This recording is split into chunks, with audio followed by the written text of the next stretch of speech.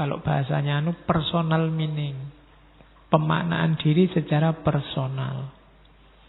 Sumbernya banyak. Ini bagi kalian yang merasa krisis identitas, sedang bingung memaknai dirimu sendiri, konsep personal meaning ini bisa kalian pakai. Yang pertama apa? Konsep diri. Konseplah dirimu. Jawablah pertanyaan, siapa aku? Awalnya dari situ. Kalau kamu bisa membangun personal meaning, nanti naik level ke sosok karismatik itu mudah. Tapi kalau tidak ada personal meaning, kamu tidak akan nyampe ke level karismatik.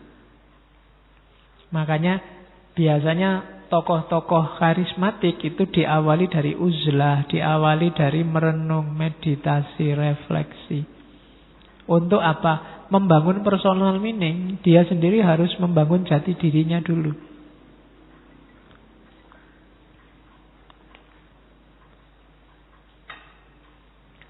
Yang pertama itu konsep diri.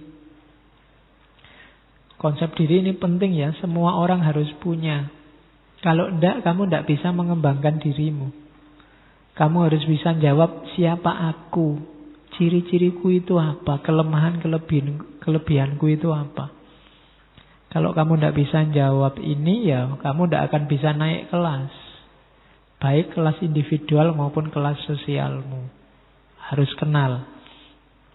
Ada kalanya personal meaning itu sifatnya warisan. Tidak apa-apa. Anak kiai loh, itu warisan. Mau gak mau kamu harus menanggung beban identitas sebagai putranya kiai. Anaknya guru, itu warisan. Keturunannya bangsawan loh, itu warisan. Mau gak mau beban itu kamu sandang. Jadikan modal untuk personal meaning. Itu muridnya wali loh, itu juga warisan, jenisnya warisan. Jadi dapat dari orang lain, dari gurumu, itu warisan juga. Ini bisa membangun personal meaning, makna hidupmu. Ada kalanya personal meaning itu dibangun atas dasar altruistik. Dasar altruistik itu, altruisme itu kan lebih mementingkan orang lain daripada dirimu sendiri.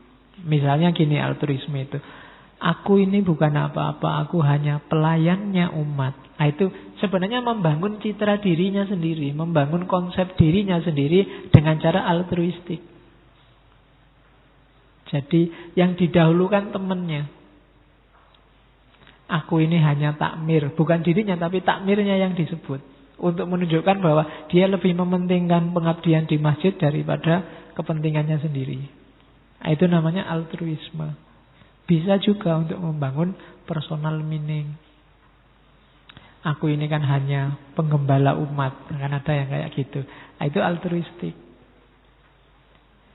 Silahkan dipakai untuk personal meaning. Ada yang berasal dari budaya atau tradisi. Aku ini orang Jawa loh, mbok sing Jawani. Nah, itu membangun personal meaning dari aspek budaya dan tradisi. Ada yang berdasarkan orientasi sosial atau politik.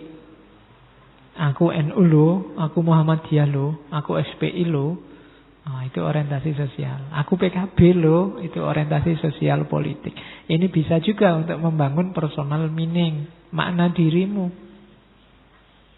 Siapa kamu? Atau dari spiritualitas. Spiritualitas itu berarti kedalaman batinmu kamu gali sendiri. Atau formalisme agama.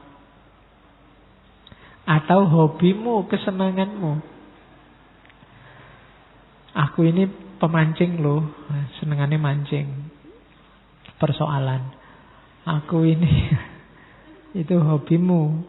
Penulis loh. Aku ini pedagang loh, hobinya dagang, jualan. Kalau uangnya habis, celananya dijual, bajunya dijual. Ya, itu bisa juga untuk membangun personal meaning. Terus nilai, idealitas. Itu pasti cara untuk membangun personal meaning. Ya saya bilang tadi, setiap orang harus punya ini. Nanti tokoh karismatik, pemimpin yang karismatik itu juga dia akan membangun personal meaningnya seputar hal-hal ini. Karena hal-hal inilah nanti yang jadi rujukannya setiap orang. Konsep diri, siapa dia, ada hubungan sama kerajaan Mojopahit apa enggak, itu warisan. Ada hubungannya sama pondok mana, itu warisan. Atau altruisme. Seperti apa perjuangannya, dia egois apa enggak, mementingkan umat apa enggak, atau dari budaya mana, atau orientasi sosial politiknya, dia Sunni apa Syiah. Nah, itu termasuk juga nanti hubungannya sama itu. Dan seterusnya. Jadi sumber karisma diawali lewat personal meaning. Semakin kuat personamu, semakin kamu mudah untuk meraih simpati dari followermu. Jangan jadi orang cair. Orang cair itu sering kejebak dengan kecairannya sendiri. Kamu NU apa Muhammadiyah apa HTI apa FPI? Wah, saya tidak di mana-mana. Wah, itu susah. Kamu membangun personal meaningmu agak susah. Mending tegas saja. Saya FPI. Wah, itu tegas namanya. Loh, personmu jelas, orang menyikapimu juga enak. Oh, berarti ini nanti pemimpin karismatik, calon pemimpin karismatik dari FPI ya, kayak ini. Nah, itu jadi caranya begitu, membangun personal meaning. Aku adalah santri teladan. Nah, itu kan personal meaning namanya. Enak, identitasnya jelas. Tapi kalau identitasmu nggak jelas, saya mengalir aja lah Pak, saya ya susah. Nggak mungkin jadi pemimpin kamu. Jadinya cuma follower. Ya kamu nanti yang ngikuti orang-orang yang karismatik tadi. Jadi ya monggo kalau mau cair, cuma ya resikonya kamu nggak akan jadi pemimpin. Kamu hanya akan jadi follower. Oke. Pemimpin itu yang karismatik, dia pasti visioner. Tidak ada pemimpin karismatik itu yang pasrah dengan keadaan. Tidak ada yang wes memang takdirnya ini ya piye meneh. Kalau kayak gitu kamu tidak bakat jadi seorang karismatik. Dia harus visioner. Sesusah apapun, sesulit apapun kondisi hari ini, seorang karismatik tetap membayangkan masa depan yang lebih baik. Visioner itu berarti apa? Dia mampu besok akan kayak gini dan lebih baik. Caranya begini, itu namanya visioner. Oke lah, sekarang aku cuma ngekos. Itu pun kos yang paling murah. Tidak apa-apa, tapi 10 tahun lagi aku harus sudah punya apartemen sendiri. Caranya begini. Ya mungkin dengan usaha apalah, buka-buka toko Cino pakai apa gitu. Itu tidak visioner itu namanya. Jadi kemampuan untuk mengubah situasi, membayangkan 3 tahun lagi harus sudah lulus S2 ini, kemudian nyari beasiswa S3, nggak usah lama-lama S3 setahun setengah aja. Terus, loh ya kan namanya visioner. Caranya biar cepet gampang, gini aja lah. Disertasinya digini-giniin, nanti itu namanya visioner. Jadi setahun setengah beres, selesai. Setelah itu baru keluar negeri. Nah, jadi TKI. Iya kan, yang penting sudah dokter tuh ya. TKI kalau sudah dokter mungkin kan posisinya beda. Oke, terus. Nah, seorang karismatik itu orientasinya masa depan.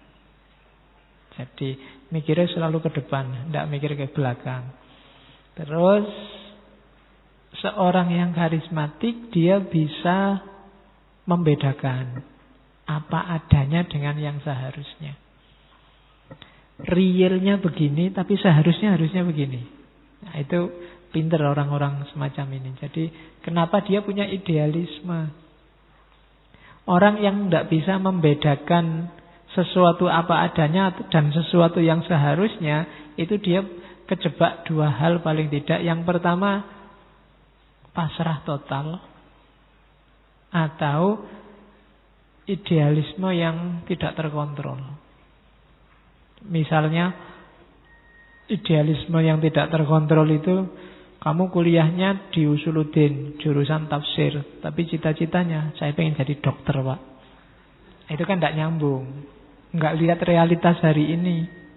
Dari kuliah tafsir ya jadi mufasir, kalau jadi dokter terlalu jauh, jadi dukun masih mungkin. Lah ya kan, itu namanya punya visi tapi realistis, sambungkan sama kondisi kekinian hari ini.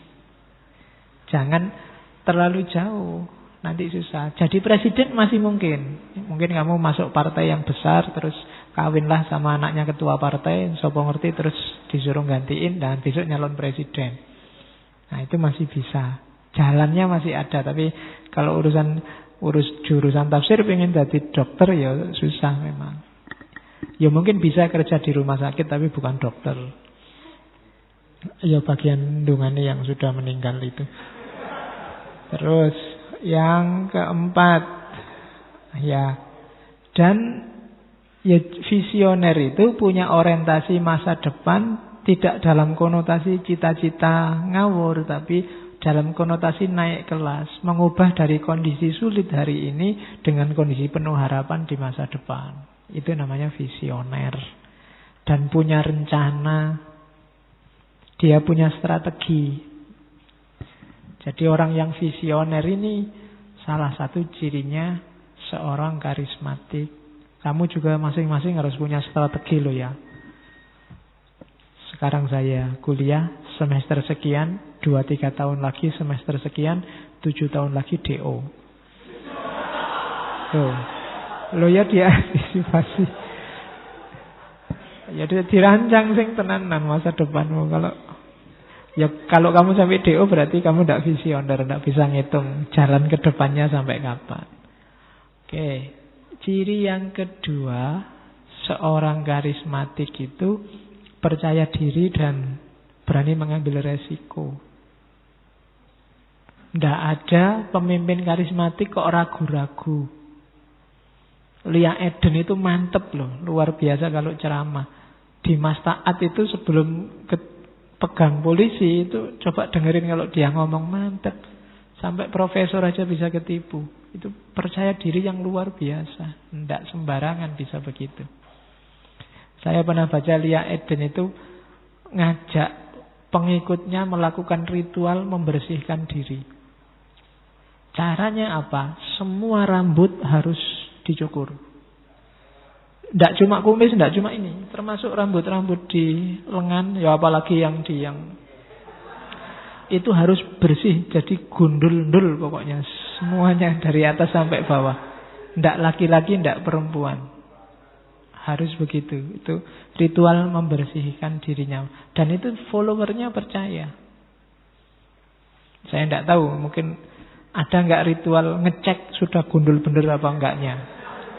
Apa ya percaya wae lah, yang penting wis gundul kabeh. Jadi ada ritual kayak gitu. Itu kan susah loh bisa nyuruh orang kayak gitu kalau dia sendiri nggak percaya dirinya sendiri. Kalau imamnya ragu-ragu ya nggak mungkin jamaahnya yakin. Jadi cirinya begitu. Ya dulu ada orang yang ngaku Imam Mahdi di Mekah. Salah satu Mahdi Sunni. Saya punya banyak tulisan tentang klaim-klaim Mahdi yang dari Sunni. Ada orang namanya Muhammad bin Abdullah Al-Qahtani. Dia yakin dirinya Imam Mahdi karena ada hadis yang bilang bahwa besok akan datang Imam Mahdi, namanya adalah namaku, nama ayahnya juga nama ayahku. Dia namanya Muhammad bin Abdullah, cuma dari suku Qahtan. Dan dia ngaku Imam Mahdi, punya saudara ipar namanya Juhaiman Al-Utaibi. Ini dia bisa, dua orang ini dan pengikutnya sekitar 500-an orang yang menganggap dia Imam Mahdi, menaklukkan Masjidil Haram. Jadi satu ketika dia dan pengikutnya menyerbu Masjidil Haram, subuh-subuh Dia sama pengikutnya masuk masjid sambil bawa senjata. Terus diserbu masjid itu, dikuasai. Semua jamaah masjid, ratusan orang yang ada di dalam itu dipaksa untuk membaiat si Al-Qahtani ini. Kalau nggak mau dibunuh. Sekitar 2 mingguan lebih, saya lupa tahun 79 apa 80, Masjidil Haram itu dikuasai oleh mereka. Ratusan yang tewas dibantai di dalam masjid. Kamu nggak pernah dengar cerita ini mungkin ya. Coba kamu lacak di Google. Namanya Muhammad bin Abdullah Al-Qahtani. Dan saat itu polisi-polisi, tentara-tentara Arab tidak berani masuk ke Masjidil Haram. Kenapa? Itu tempat suci ya. Masa dipakai perang? Susah dia. Jadi akhirnya apa? Mendatangkan pasukan Perancis. Syaratnya pasukan Perancisnya disuruh syahadat dulu. Ya, susah ya. Dirinya sendiri yang muslim tidak berani masuk. Akhirnya minta bantuan orang lain. Tapi orang lain ini suruh syahadat dulu. Ben dadi Islam. Yombol. Jadi ratusan yang meninggal selama 2 minggu. Dan bisa dapat mengikut 500-an orang itu kan luar biasa zaman itu.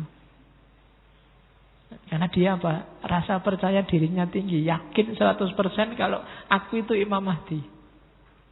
Dan orang diwajibkan yakin. Sebenarnya kalau mau bertahan mati-matian mungkin korbannya lebih besar. Cuma kepercayaan para pengikutnya merosot karena ada hadis yang bilang nanti kalau ada tentara-tentara non-muslim datang, Allah akan mendatangkan pasukannya dari dalam bumi. Ada hadisnya begitu ada. Ini ditunggu-tunggu sudah diserbu pasukan Perancis yang dari dalam bumi kok tidak muncul-muncul. Akhirnya mulai tidak percaya sama Imam Mahdinya. Begitu nggak percaya ya jatuh sudah pendukungnya. Dan itu yang terjadi. Jadi percaya diri, berani dengan resiko. Siap menerima resiko. Baik resiko profesional apalagi fisik. Dan mampu membuat jamaahnya berani berkorban. Nggak masalah.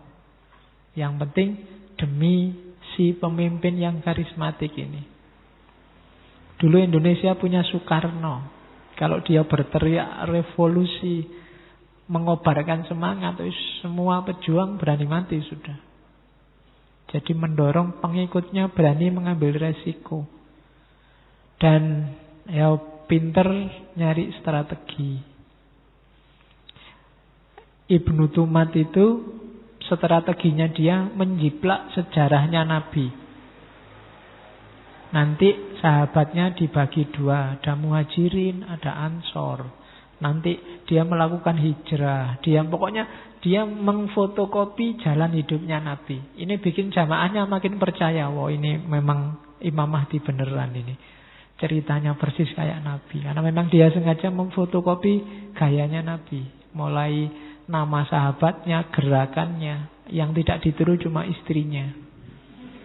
Ya, mungkin seandainya total beliau punya istri 9 kayak Nabi, mungkin ya tambah yakin mungkin loh ya pengikutnya. Jadi itu yang cirinya seorang karismatik, percaya diri dan berani mengambil resiko. Hasilnya apa? Relasional. Jadi kekuatannya si karismatik, si Imam Mahdi ini ya pada pengikutnya. Ini namanya apa? Kekuatan relasional. Kekuatan ketika dia dihubungkan dengan pengikutnya. Kalau pengikutnya sudah nggak percaya lagi, ya selesai dia. Jadi pengikutnya itu kagum, percaya, setia, menerima tanpa bertanya, mengafiliasikan diri, mengidentifikasi diri, akulah pengikutmu yang sejati dan sayang. Apa sayang bahasanya? Terjemahnya sayang, maksudnya cinta. Cinta itu kan sudah nggak peduli kiri kanan. Nggak peduli harus mundur dari MUI, nggak peduli harus dimarahi orang se-Indonesia, dikritiki. Yang penting imamku ini yang benar. Itu namanya relational power. Dan kekuatan si imam ini ya dari para pengikutnya ini sebenarnya. Sejago-jagonya Pangeran Diponegoro, kalau nggak ada pengikutnya yang mau perang, ya ndak jadi perang. Jadi kekuatannya justru dari para pengikutnya. Setelah sebelumnya pengikutnya ini dibuat terpesona. Itu namanya relational power. Oke. Ya, kalau di Mesir ada juga Mahdi Sunni namanya Sukri Mustafa. Dia ini sempalannya Ikhwanul Muslimin. Dia bikin gerakan namanya gerakan takfir wal hijrah. Jadi gerakan takfir wal hijrah ini gerakan yang intinya semua yang di luar dirinya kafir, kecuali yang meyakini kemahdian si Sukri Mustafa ini. Tapi mengakui kemahdian Sukri Mustafa tapi tidak mau hijrah ke tempatnya Sukri Mustafa juga tetap dianggap kafir. Jadi takfir wal hijrah. Sukri Mustafa ini awalnya sarjana pertanian, tapi jadi Imam Mahdi. Jadi khas. Kadang-kadang ada yang unik-unik seperti itu. Nanti dia jamaahnya diwajibkan gaya hidup, gaya mikir harus sama kayak Nabi dan para sahabat. Sekolah haram. Nabi dan para sahabat nggak pernah sekolah. Iya, sekolah diharamkan. Jadi berarti kamu sekolah itu bid'ah sebenarnya. Tidak boleh. Katanya Sukri Mustafa begitu. Dan ilmu macam-macam itu tidak ada gunanya. Ilmu itu cukup tauhid sama fikih dasar sudah. Ditambah ilmu macam-macam itu nambah kacau, nambah ruwet. Sudah ngerti itu ya sudah. Wis menikmati hidup. Kayak zaman para nabi dan para sahabat. Dia hidup di gunung-gunung. Tapi terus sebenarnya pengikutnya banyak, cuma karena menyendiri uzlah, ada beberapa keluarga yang merasa keluarganya hilang. Itu yang bikin pemerintah turun tangan. Ada beberapa yang kemudian sadar turun gunung dan dibunuhi. Jadi yang semula anggotanya kok balik lagi ke keluarganya, dibantai oleh Sukri Mustafa dan kawan-kawan. Di situ mulai dia berhadapan sama pemerintah Mesir. Sampai dia nanti menculik ulama besar Mesir Muhammad Hussein Al-Zahabi dan sukses membunuh ya, dan berhasil membunuh Muhammad Hussein Al-Zahabi. Dan dari situ terus pemerintah Mesir marah dan dilakukan pembasmian, dia ditangkap dan dieksekusi. Itu juga senjatanya klaim kemahdian, karismatik. Dan kekuatannya lagi-lagi ada di pasukannya, anak buahnya. Kekuatannya namanya kekuatan relasional. Oke, ya kayak kita ini kan ngaji ini kekuatannya namanya relational power. Aku sendirian nggak ada gunanya. Maksud aku ngomong dhewe ning kene kaya wong edan. Ya, kalian juga nggak ada saya juga nggak ada gunanya. Kamu nongkrong di situ ngapain? Takmiri juga mesti nggak mau bikinin teh. Ini namanya apa? Kekuatan kita ini namanya kekuatan relasional. Tidak mungkin kita kuat sendirian, sukses sendirian. Harus bareng-bareng. Nah, di dunia sosiologi namanya relational power. Terus, nah, ciri paling menonjol dari